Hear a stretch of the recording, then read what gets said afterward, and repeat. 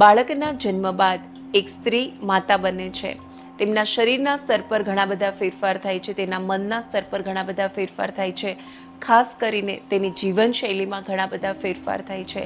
અને આ ફેરફાર સાથે માતાએ ઘણું બધું સંતુલન જાળવવાનું હોય છે. આ સંતુલન ન જાળવતા પોસ્ટપાર્ટમ ડિપ્રેશન જેવી તકલીફો પણ આવી શકે છે. ચાલો જાણીએ આ તકલીફમાં આપણને સાઉન્ડ હિલિંગ કેવી રીતે મદદ કરી શકે. પોસ્ટપાર્ટમ ડિપ્રેશનની અંદર માતાને ખૂબ તણાવ જોવા મળતો હોય છે. માતા ખૂબ અસુરક્ષા અનુભવે છે. બાળક માટે અસુરક્ષા, પોતાના માટે અસુરક્ષા અને સાથે સાથે ઊંઘની ગુણવત્તામાં પણ ઘટાડો થાય છે, જેની અસર માતાના બ્રેસ્ટ ફીડિંગ ઉપર થતી હોય છે. બ્રેસ્ટ ફીડિંગમાં ઘટાડો થાય છે અને તેનો ભોગ બાળક બને છે. જ્યારે માતા સાઉન્ડ હિલિંગ થેરાપી લે છે ત્યારે માતાનો તણાવ ઓછો થાય છે, અસુરક્ષાનો ભાવ ઓછો થાય છે, સાથે સાથે ઊંઘની ગુણવત્તામાં પણ વધારો થાય છે. સાઉન્ડ હિલિંગ થેરાપીથી ઓક્સિટોસિન નામનો હોર્મોન્સ રિલીઝ થાય છે, જે માતાને બ્રેસ્ટ ફીડિંગનો વધારો કરવામાં પણ મદદરૂપ બને છે.